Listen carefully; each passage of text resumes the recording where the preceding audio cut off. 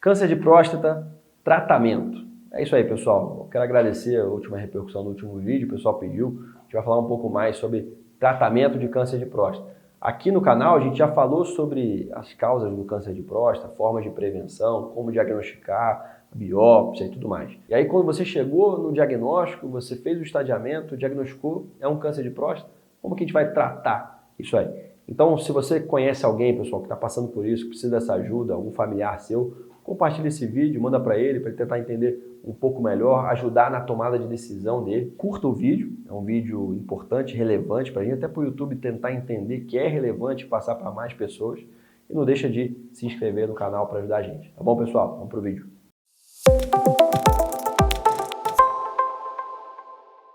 Mais uma vez, a gente já fez o diagnóstico do câncer de próstata, o paciente fez lá o PSA, fez a biópsia, chegou no diagnóstico do câncer de próstata, fizemos o estadiamento do câncer de próstata, ou seja, a gente definiu se é um tumor de próstata localizado ou metastático e a gente agora vai propor o tratamento. Eu vou começar, até para a gente passar um pouco mais rápido, pelo tumor de próstata metastático. Eu não vou me aprofundar também aqui, porque tem uma série, é um outro mundo que se abre para esse, então a gente vai se concentrar mais no tumor de próstata localizado.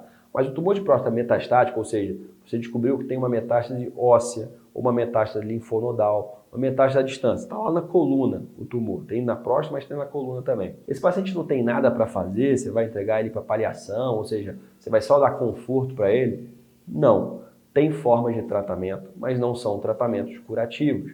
Para esse paciente não faz sentido você propor para ele uma cirurgia para retirada da próstata, visto que você tem doença fora da próstata. Você não vai conseguir tirar a próstata, tirar a coluna, tirar onde tem tumor já. A doença já perdeu o controle. Mas você tem sim tratamentos hormonais, tem várias vias de tratamento hormonal, você vai ouvir falar de alguns. Então você tem ali o Zoladex, o Casodex, são nomes comerciais para cabergolina. Você tem a enzalutamida, você tem a abiraterona. Eu não vou me estender muito, mas são tratamentos hormonais que conseguem controlar essa doença, evitar ela de crescer e o paciente tem uma sobrevida, às vezes, longa mesmo com metástase. Tá? Isso vai variar muito de paciente para paciente, qual tipo de doença que é. Mas, basicamente, o paciente com metástase, ele tem tratamento hormonal, tem quimioterapia, tem terapias imunobiológicas que são ali, futuro aí de todo tipo de oncológico, câncer, está sendo tratado com terapias biológicas. Então você tem coisa para fazer, né? Não é um paciente que vai para paliação não, tá, pessoal? Mas eu vou me concentrar hoje, como eu falei, no tumor de próstata localizado. O que vai guiar a gente no tumor de próstata localizado? Então a gente descobriu que não tem metástase nenhuma, o tumor está lá parado. A gente vai olhar, pessoal, primeiramente para o tipo de câncer que é. Lembra que eu falei no último vídeo? Tem uma estratificação, o tumor não é a mesma coisa para todo mundo. Você tem tumores de baixo risco, risco intermediário, alto risco. Tem classificações que mostram para a gente com mais clareza o prognóstico desse tumor, dessa doença. Então, tumores de muito baixo risco, que a gente consegue encontrar essa estratificação através do tipo da biópsia, do nível de PSA, da ressonância, a gente consegue botar que esse é um paciente com uma doença de baixo risco, mas de baixo volume também. É uma doença lá que só pegou 2 fragmentos, até 20% do fragmento, de todos os que foram retirados, só 2 fragmentos e até 20% do fragmento. Então, essa doença de muito baixo volume, de baixo risco, eu posso fazer um acompanhamento ativo. Eu não vou fazer cirurgia, esse grau de invasividade no paciente, eu não vou fazer radioterapia nesse paciente. É uma doença muito pequena. Às vezes ele vai ficar com aquela doença ali dormindo e não vai precisar fazer nenhum tipo de terapia adicional. Na verdade, a gente tem até uma estatística para isso. Os trabalhos variam, mas de 50% a 60% desses pacientes que se encaixaram no tratamento de acompanhamento ativo, eles não vão precisar ser submetidos a nenhum tipo de terapia adicional mais invasiva. E outra coisa que o paciente tem muita dúvida quanto a isso. Pô, beleza, doutor, você estava falando que minha doença é de baixo risco e está de baixo volume, é pequena, então você está me propondo acompanhar. Mas e se ela crescer e causar metástase e eu perder essa janela terapêutica? Isso não ocorre. Se você fizer um tratamento, um acompanhamento ativo, se você estiver participando dos retornos ambulatoriais e tudo mais, 99%, ou seja, isso é dado mesmo em trabalho, 99%, ou seja, virtualmente todos os pacientes, se precisarem ser tratados em algum momento, vão ser tratados de maneira curativa. Você não vai perder esse acompanhamento, o cara vai causar metástase. Então isso não ocorre quando você faz um acompanhamento decente. Mas beleza, você pode ter ali uma doença mesmo de baixo risco, mas ela não é de pequeno volume, você tem mais fragmentos acometidos, você tem uma ressonância que mostra uma doença de um volume um pouquinho maior, você tem paciente com doença de risco intermediário e alto risco, que mesmo que seja de pequeno volume, tem que ser tratados. E quando você tem que ser tratado, um tumor localizado, o que a gente vai propor? A gente pode propor. Bom, a gente tem que olhar para o paciente também, pessoal. Se é um paciente de rígido, ou seja, saúde boa, 60 anos, 60, não existe um limite de idade. Mas se a saúde do paciente é boa e te permite fazer um tratamento mais invasivo, o padrão ouro ainda é a cirurgia, é a retirada cirúrgica da próstata.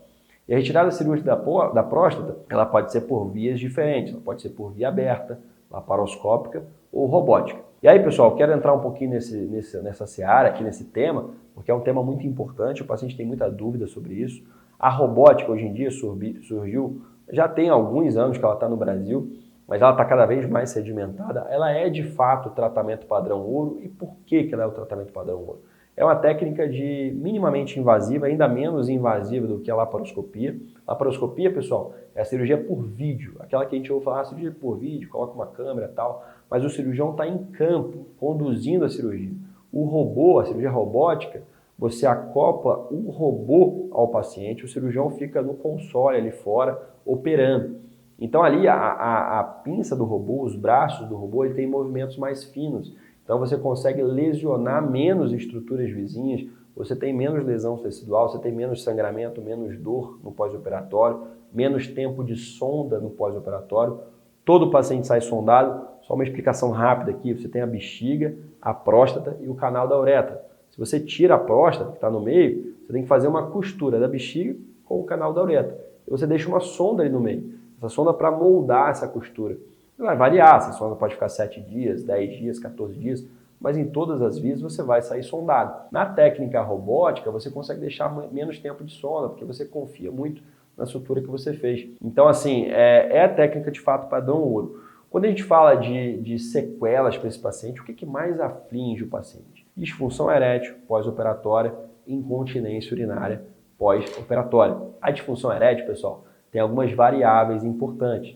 Então, pacientes menores que 70 anos, pacientes que têm uma função erétil preservada antes da cirurgia e pacientes que no intraoperatório a gente conseguiu preservar os feixes vasculonervosos da ereção que passam do ladinho da próstata, se a gente conseguir preservar esses feixes e o paciente tem essas outras variáveis favoráveis, esse paciente vai conseguir recuperar melhor a função erétil dele. Então, idade, função erétil prévia e preservação dos feixes são as variáveis que a gente utiliza para prever a recuperação da potência sexual. Mas disfunção erétil é uma das sequelas possíveis dessa cirurgia. A outra é a incontinência urinária, que geralmente o paciente fica incontinente no começo, mas mais de 90% recuperam a continência nos primeiros 90 dias. A técnica robótica é melhor para esse tipo de sequela? Olha, pessoal, isso é muito importante. Os trabalhos até agora não comprovaram que o cara que opera por robô ele vai ficar mais continente ou mais potente do que o cara que opera por aberto, laparoscópio. A grande questão é a experiência do cirurgião que está te operando. Se o cara é mais experiente aberta, que ele opere aberto. Então é melhor para você que ele faça a cirurgia técnica que ele conheça melhor. Então, os grandes trabalhos que comprovaram, você pega um cirurgião super experiente na cirurgia aberta, um cirurgião super experiente na cirurgia robótica e compara, depois de um ano, a função erétil dos pacientes está igual, a continência do paciente está igual. Então eu costumo dizer o seguinte, no final de um ano e meio, todo mundo chegou na mesma estágio, é a mesma taxa de cura, é a mesma taxa de função erétil, de continência. Então depois de um ano, todo mundo chegou no mesmo lugar. Só que a estrada para chegar no mesmo lugar vai ser diferente de acordo com a via que você escolher. Então se você for uma cirurgia robótica, você vai pegar uma estrada mais calma, você vai tirar a sonda mais cedo, você vai ter menos dor, você vai voltar mais rápido às atividades. Se você fizer uma cirurgia aberta, você vai ter um pouco mais de dor no pós-operatório, você tem risco de infecção da ferida operatória, de hérnia, você vai voltar às práticas, às atividades usuais depois de 60 dias, ao invés de 30, ao invés de, às vezes, de menos. Então você vai chegar no mesmo lugar, mas você vai sofrer um pouquinho mais. Mas no final, todo mundo chega no mesmo lugar. O que eu sempre falo? Estou sendo bem honesto aqui, bem transparente com vocês. A cirurgia robótica não é liberada pelos convênios, você vai ter que pagar por isso. Se você tiver um conforto financeiro e puder pagar, pague, vale a pena.